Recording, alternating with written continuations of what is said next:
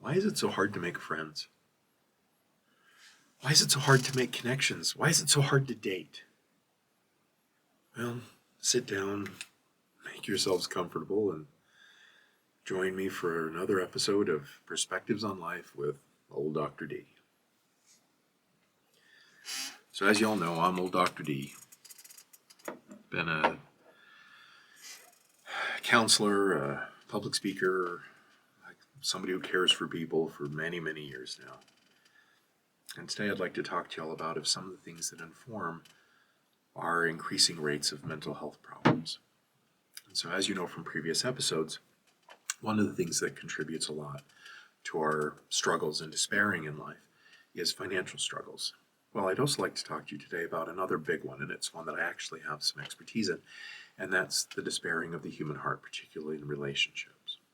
So let's talk particularly about loneliness. I'm a middle-aged man. My cholesterol is a little bit higher than ideal. My blood pressure is a little bit higher than ideal. My body mass index is higher than ideal. And so my doctor, lovely person, is worried about that and gives me special little medicines and things like that. And I've got exercises that I do to keep my heart rate up. And all of these things are important. And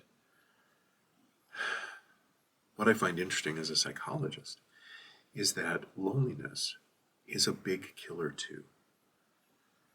Like one colleague of mine sat me down the other day when we were talking about all of this, and she goes, okay, so if we were to add up the ways in which your blood pressure is informing your mortality, meaning how high blood pressure correlates with a lower life expectancy, the way in which your elevated cholesterol informs a lower life expectancy, the way your body mass index informs a lower life expectancy. She says if we were to add all of those together, that those would weigh as much as the effects of loneliness on mortality, meaning the more chronically lonely somebody is, the more likely they are to die younger than they otherwise would. Loneliness is very hard on mental and physical health. The opposite of that is secure relationships predict longevity, meaning that when we have two people who come together, they've got each other's back, two or more, and they're socially connected with one another, meaning that there are strong bonds of care that are reliable and predictable between them. That predicts people living longer. So, classic story is male retirees struggle disproportionately because of issues of social connection and disconnection. Men are disproportionately likely to have their friends located at work, and when they retire, if they don't have strong social connections with friends and family, then their rates of loneliness goes up. That's very hard on their health, and they die younger than otherwise they would. Another thing that is very counterintuitive, at least to me, is that those living in urban environments tend to experience more loneliness than those living in rural environments. Like I was raised largely in rural environments, and even though our neighbors were pretty spread out, sometimes, across the street all the way to, a mile away on a country block is what we called it. We tend to know who they were. We kids tended to play outside, and we would find middle grounds and fields and dirt roads, etc., where we could play. And when I got older and I was talking to friends of mine who made new friends, and these friends were from cities, they didn't have those experiences as often. Now sometimes they did, but less frequently. And so we find that today, that those living in urban environments often suffer from more loneliness and greater social disconnection than those who live in rural environments. So there's this old adage that I wonder if it applies, and that's familiarity breeds contempt. So we see this, for example, in marriages, where we have two people, they've been living together for a long time, and they just start taking one another for granted. All the good things become habitual and normative, and all the little annoying things then pop out as a bigger and bigger deal. So we have, two people, they're working, and they're both pulling various duties in the home to varying degrees of proportionality or disproportionality, and they get in a habit and flow of that. And they start taking all of those 1,001 things they do for each other for granted. And then the things that are still annoying them, because they no longer feel gratitude for the 1,001 things that they do for each other, the annoying things pop out as extra problematic and annoying. So when I say familiarity breeds contempt, I don't necessarily mean active contempt. I mean even passive contempt, where just taking one another for granted is a form of passive contempt. And so likewise, when you're surrounded by people all the time, and you're just in the habit of being surrounded by people, they just become a wall of noise, a maze to navigate in a crowd. They're no longer human beings with thoughts and feelings. There's that old word sonder, which is the encounter of somebody else's subjectivity, this realization that other people around you have as rich and as varied an internal life as you do, right? That's sonder. And so we start to lose that when people are just barriers or annoyances, etc., that we're so used to being surrounded by people that we take them for granted. I was in Chicago the other day. It's one of my favorite cities, much more crowded than this little town in Utah where I'm currently living. And I'm just in the habit of keeping my chin up and my eyes forward as I walk, and I tend to make eye contact with people, and I look around and smile and nod at them. Here, people smile back and they nod back, and sometimes even strangers will stop and chat with you, and I'm a chatty stranger, so it happens with me a lot. However, in Chicago, people looking at me like I was crazy, and Chicago is a pretty friendly city. I'm not downing or dissing on Chicago. It's a hazard of urbanity, right? Same thing happens in LA when I'm walking down the street and I'm smiling and nodding at people. People are like, what's up with that guy? Is he crazy?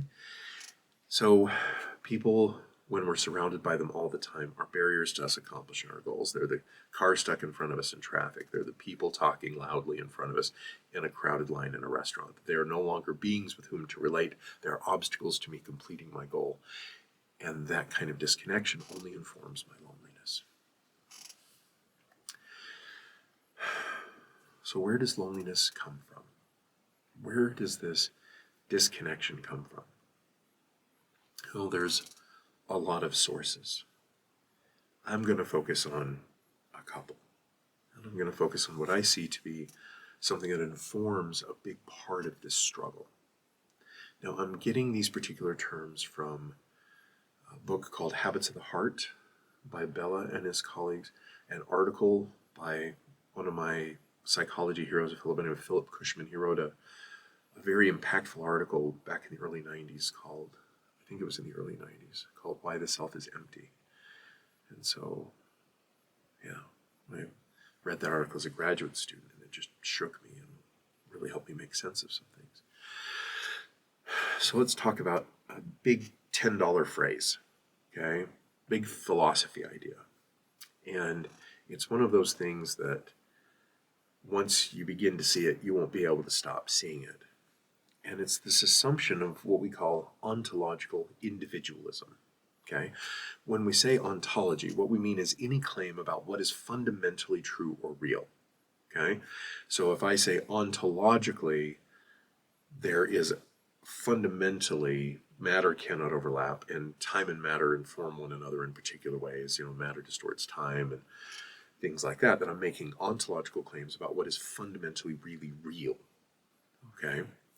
And so when it comes to ontological individualism, the argument is that we are all individuals and we are self-contained individuals, what Cushman calls a self-contained monad, meaning that I am this isolate single point of consciousness in this world of singular points of consciousness, and there's nothing fundamental that connects me to you or you to anyone else, right?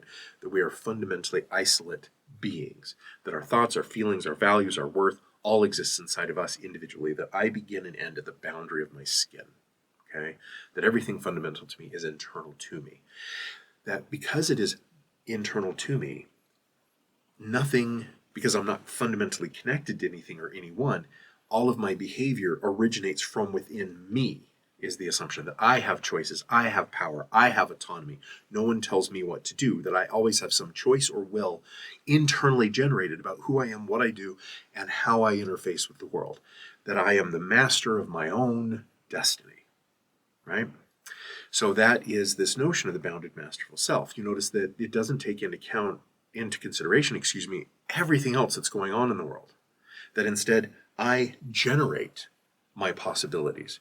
And so this is such a lovely and empowering notion that I can be whatever I choose to be. I can do whatever I want, that I am the originator of desire, I am the originator of purpose, I am the originator of reality, at least for me. That I am fully autonomous in the world and I can do whatever I want. Oh man, that's such an empowering and exciting idea. So, as isolate monads, as ontological individuals, we are the center of our own subjective experience. We are the center of our own universe. And this reality that we experience as the center of our own universe is internal to us, that it is just our reality. In fact, I hear this all the time where I'll be talking about a concept, for example, with a group of people, and I'll say, okay, here's this idea. What do you experience? And I'll hold up like a water bottle or a drinking cup or something like that. And people will say, okay, that's a cup. And I'd say, okay, is this a good cup or a bad cup? And, is it a useful cup, a not useful cup? Do you like this cup? Do you not like this cup? And they're more likely to make a hard claim about the cupness of cup. Not always, but they're more willing to make a hard claim about the cupness of cup, what inherently a cup is, if it sounds like it's an objective claim. No, that is a cup. And I say, okay, do you like this cup? What about the color? What about the size? And then they get really, really hedgy and hesitant, and they start using language. Well, for me, and well, in my opinion, right? Now, this is just my opinion. And one of the things we talk about is, where does the objective claim and subjective claim overlap? And it's very interesting to me where we'll have an experience like a hard conversation as a group. Like if I'm teaching a group of students, for example, and we have a hard conversation, the conversation is experienced as hard by us, and yet people still use that hedging and qualifying language. No, in my experience, and this is just me and just what I think, and that's lovely on the one hand, because they really are giving room for other people to have a different experience than the one they're having. On the other hand, it's also very isolating, because no one else can share that experience with you, because it's your experience. By saying, well, this is just my experience, you are laying claim that this experience is just yours, right? And therefore, other people may share that, or they may disagree, but that's a hazard and has nothing to do fundamentally with the conversation itself, and has everything to do with the internal realities of the people involved. It's almost like we're out of touch with reality. That rather than a conversation being a hard conversation and a shared conversation in many ways, instead it just becomes our subjective experience of the conversation, and it's no longer about the conversation itself. So the advantage of this is it really does give us freedom and leeway by which we can experience the same conversation from different points of view differently, and have some validity to multiple people's points of view and multiple people's experiences of this particular thing at the same time, right? That can bring up a lot of respect. It can bring up a lot of ways where we can share our different realities, and hopefully people support one another in experiencing the same thing from different points of view. But what is lost is the thingness itself, the conversation itself, because the conversation and the subjective experience of the conversation then becomes located inside the person, and we no longer share it.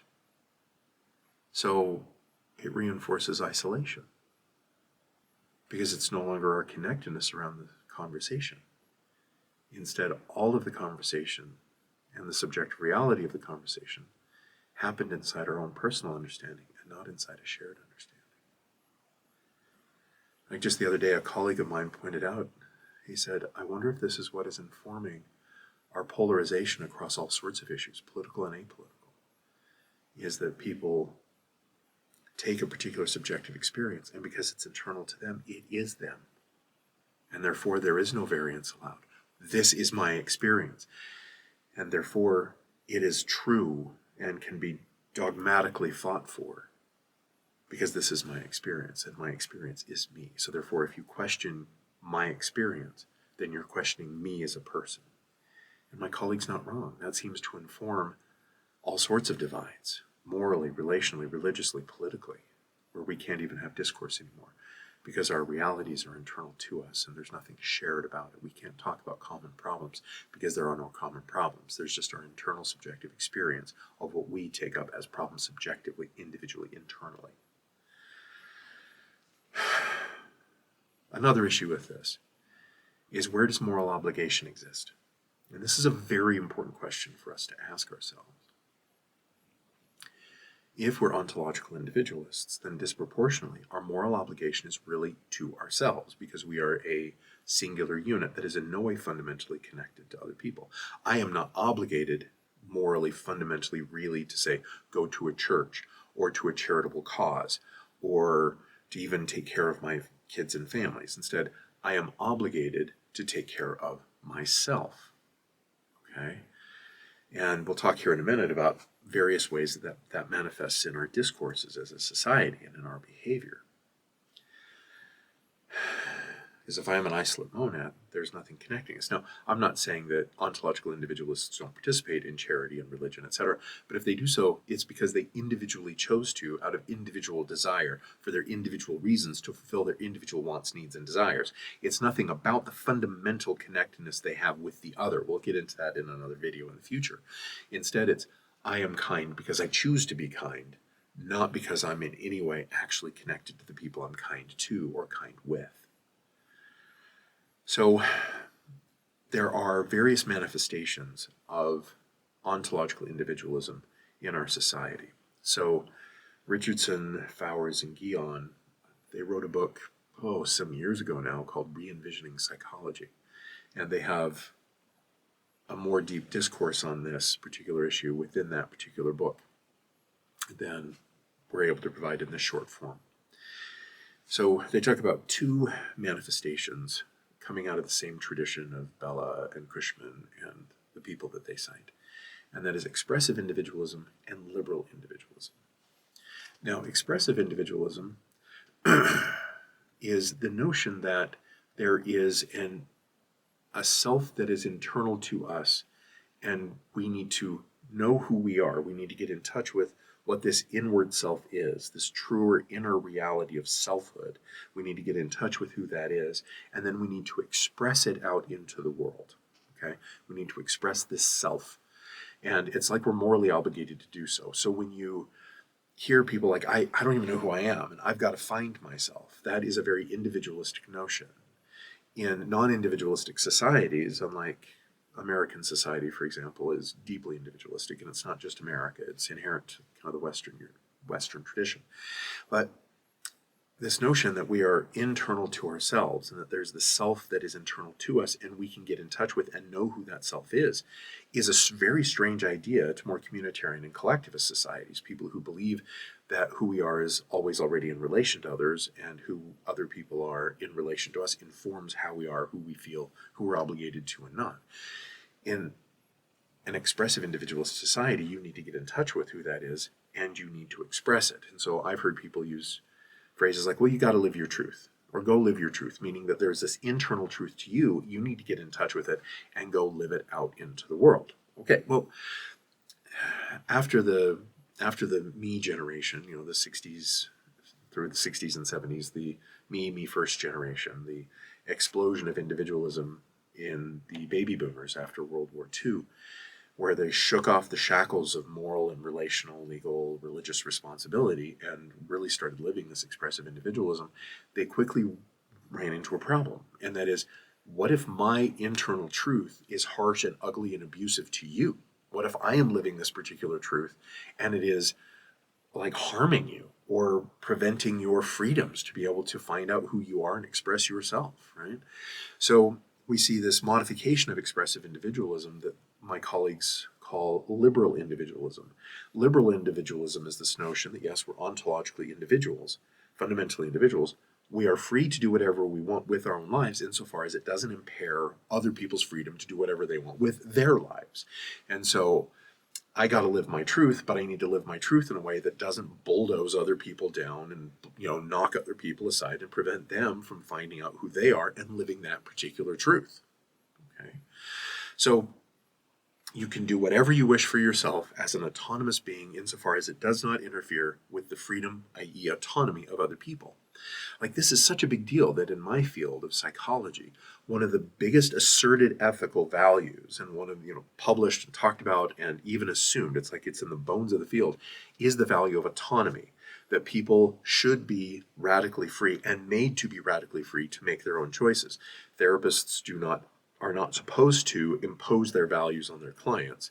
Instead, they are supposed to liberate their clients from systems of value such that the clients can freely make their own choices out into the world. It's such a fascinating idea. By the way, if you're curious about this ontological and expressive liberal individualism, although Charles Taylor does not talk about those concepts. He does talk about what's called sources of the self. And there's a book I strongly recommend to people who say, I want to be a psychologist someday. I'm saying, you need to read this old school book. It's pretty dense and chewy. It's called Sources of the Self by Charles Taylor. And read that book. And he walks you through the history of the idea of selfhood and how we, through various centuries, our Western society invented this very self that we believe us to have. And he questions and problematizes whether or not that actually happens. So Charles Taylor is an intellectual hero of mine. You may read his work and agree and disagree on some things like I do. Still, it's a worthy read. Sources of the Self, this invention of selfhood over time.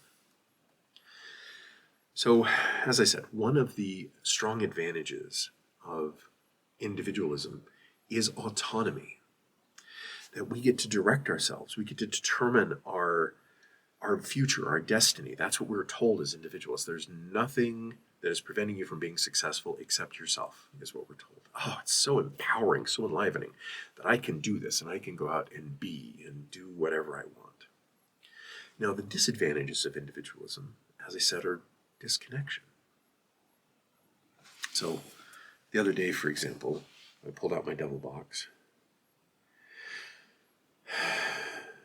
This double box. And I started looking through all of my contacts. And I actually have, in terms of numbers programmed into my phone, I learned that I have far less than average. Like, I usually prefer to correspond by email. My phone is almost always on silent because I'm doing things like this, or working with clients, or presenting, or doing those kinds of teaching, where phones ringing are passé and considered grossly unprofessional. So not a lot of people have this number, and I don't have a lot of people's numbers compared to the average. Now, for me, it's still a couple hundred people. And how many of them, though, am I actually friends with? How many of them do I know their children's names? How many of them do I know deeply enough to know what their thoughts and fears and hopes and dreams are? That our networks have grown exponentially large. Like, if we were to draw the little threads between you and everybody that you're connected to electronically and interpersonally, that would be an incredible web of thread. It would take just spools and spools of, skeins of yarn, spools of thread to connect you, at least graphically, to all these people that you know. But the quality and depth of those relationships has grown very thin. A colleague of mine researches the relationship between social media and depression. And at least in America, social media use is strongly correlated with depression. And so, as you all know, correlation does not make for causation. Just because two things like social media use and depression tend to happen together doesn't mean that they cause one another. For example, it could be that people are depressed, and so they look to social media for comfort, and therefore that's why there's a reason that there's a correlation between social media and loneliness or depression. But in a series of clever studies, my colleagues have found out that they can take people who have mild to moderate depression, have them actually assign them to social media use, and measure the exacerbating effect of social media on their well-being, right? And so when that happens, they can say, yeah, there seems to be a causative relationship between social media and depression. Now, it seems to be an exacerbating effect, meaning if you have somebody who's pretty upbeat and pretty happy and they do a fair bit of social media use, it may or may not inform their well-being. But when somebody's already anxious or a little bit anxious or a little bit depressed for reasons, social media tends to exacerbate that loneliness and depression. That the very thing called social media that exists to connect us instead disconnects us. The archetype for this is, and the image I have in my head, is how many people through the years have talked to me about how they're lonely and feeling really depressed and disconnected on a Friday night, for example. And they're on their social media feeds looking at everybody else's Friday night. And it's not helping them feel connected. Instead, they feel even more disconnected, envious even, of how other people's lives are going.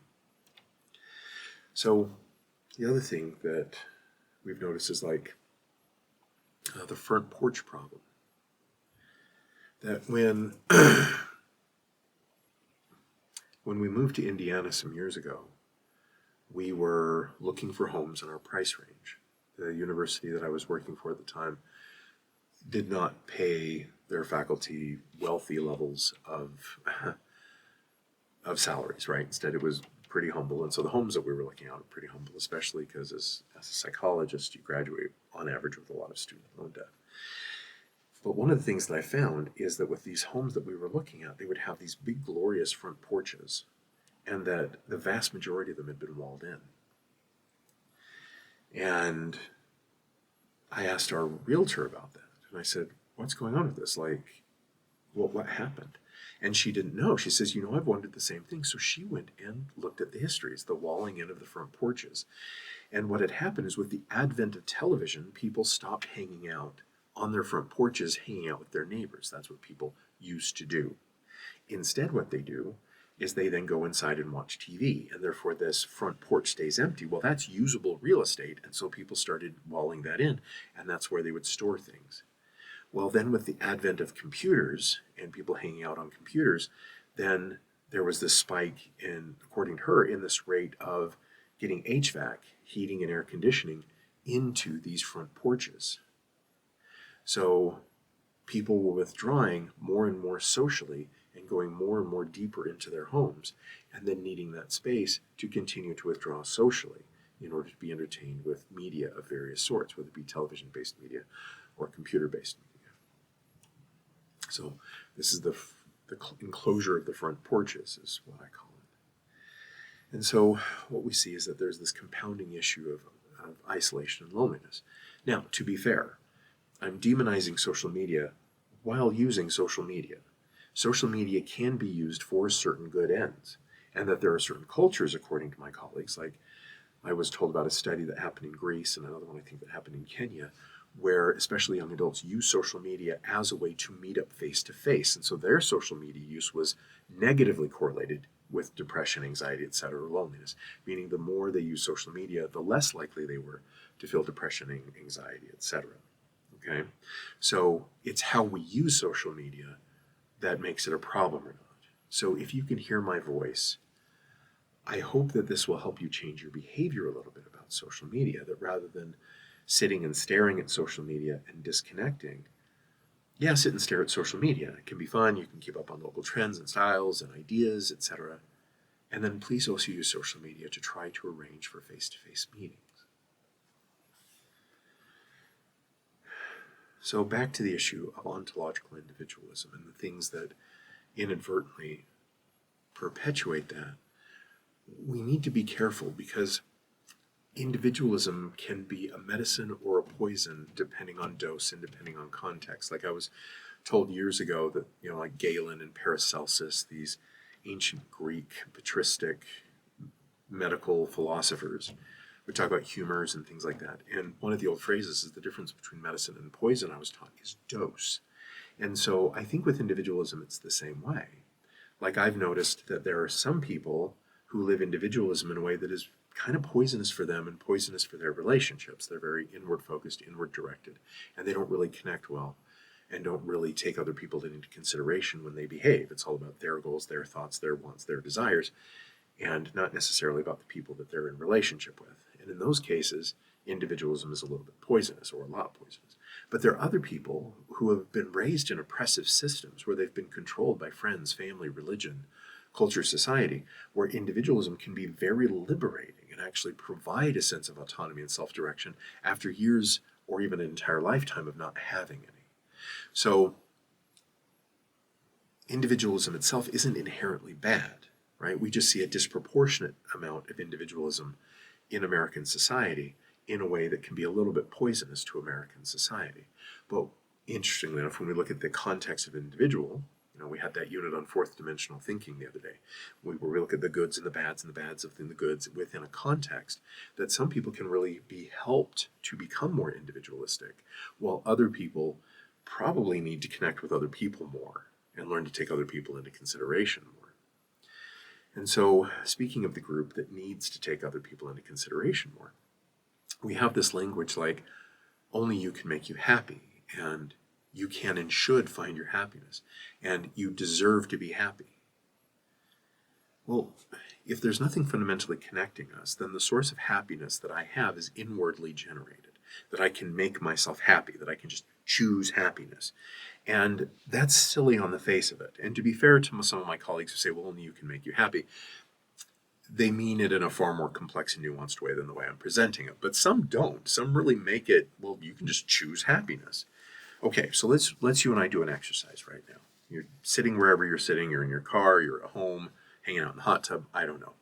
On three, just choose orgasmic happiness. Just for the next 24 hours, I am just going to be overwhelmingly just fill myself up with pleasurable happiness. Ready? 1, 2, 3, choose happiness. Now I'm open to that maybe one or two of you out there manage to do this, and that for the next 24 hours, you are just going to be just bordering on ecstasy the entire time. I doubt that's possible. I've been doing this thought experiment for almost 30 years now, and people can't really just choose to be happy in every moment. They can choose contentment, they can choose mindfulness, and we'll have units on those kind of things coming up. They can endeavor serenity. However, just choosing happiness is something that I don't know that we can just choose. I think happiness is a byproduct of living meaningfully. And that I think serenity and joy are byproducts of living meaningfully. But serenity isn't necessarily what most Americans mean by happiness, kind of serene contentment, just everything's okay. They usually want more active happiness, more pleasurable happiness, what we call hedonic happiness or hedonistic happiness.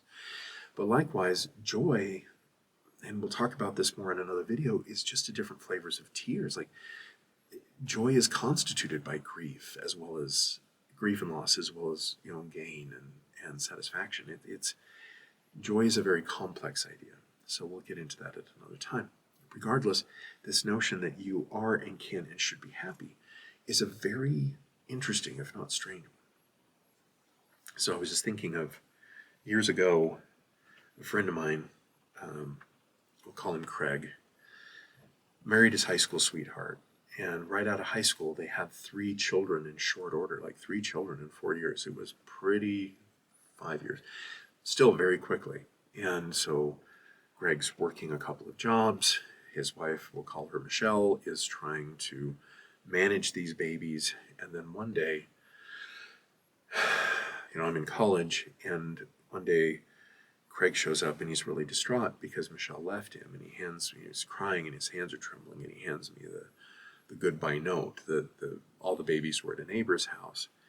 And as I'm reading the note, it's this earnest and very heartbroken note from Michelle where she's like, hey, I never got to experience life. I married way too young. I need to find myself. I need to make myself happy. If you love me, you'll support me in this, etc. And she disappeared for about a decade, where she would occasionally, maybe once a year, breeze into town. But most of the time, she was out living her own life. She was, dating and, partying and those kinds of things. Lived a very adventurous life. Well, over a decade goes by, and one day Michelle turns up on my front porch. And she's very distraught because she's gone out and lived her life, and she found her voice and she found her happiness. And she came back after that style of life of partying and self-exploration, etc., no longer made her happy. She came back to reconnect with her family, particularly her daughters.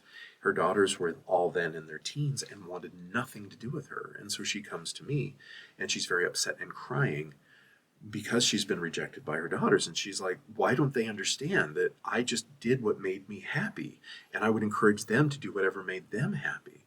And so I'm trying to comfort Michelle, but the entire time I'm thinking, this is a problem of the assumption of individualism, right? Michelle didn't invent this problem. There's not an insignificant number of people who leave relationships and do those kinds of things in order to make themselves happy. Another thing we need to look at is what's called hedonic adaptation. Hedonic adaptation is where whatever we're doing that brings us pleasure stops bringing us pleasure pretty quickly. That it's not just a thing where this pleasurable things will bring me pleasure all the time and in perpetuity. Instead, it's pretty short-lived. Like, imagine your favorite meal. If you had that favorite meal of yours 3 meals a day, 7 days a week, the significant majority of us would grow pretty sick of that meal. Like, I can remember as a teenager, I worked for a particular restaurant that I liked. I loved this restaurant. It styled itself as a Mexican restaurant. And as I'm working there, I would get a plate of food. It was part of my pay that I would get a plate of food every day. I could have one plate of food, one of the combo meals, and I could have one combo meal every day. And after a while, I would really prefer not to eat at that restaurant anymore. I had adapted. It no longer provided pleasure for me. It was just the same burrito every day, day in and I was grateful for the food. On the one hand, on the other hand, it stopped tasting good because it was the same burrito day in and day out. So relationships, interestingly enough, function differently than this. When we're looking at relationships, one of the things that we find disproportionately, at least when I'm doing couples counseling, is people expect to have pleasure generated for them in relation, that people get married to be happy, and happiness means that their needs and desires are satisfied in a way that is pleasurable or content generating or contentment generating, thank you, or centering, or those kinds of things. That's why people marry. People don't marry as a sacrifice anymore, where I'm going to sacrifice certain freedoms for the sake of the other and for the sake of the community. That's really kind of alien to our thinking these days. So instead, relationships become this thing that pleases the self. And if the relationship doesn't please the self anymore, then I can set that relationship aside or leave that relationship or terminate that relationship because of my own need for self-pleasure. I want to go do what I want to do. Well, when we stop focusing on ourselves and we look at what predicts a decrease in loneliness and an increase of connection, it's the feeling that the person or people around you have your back.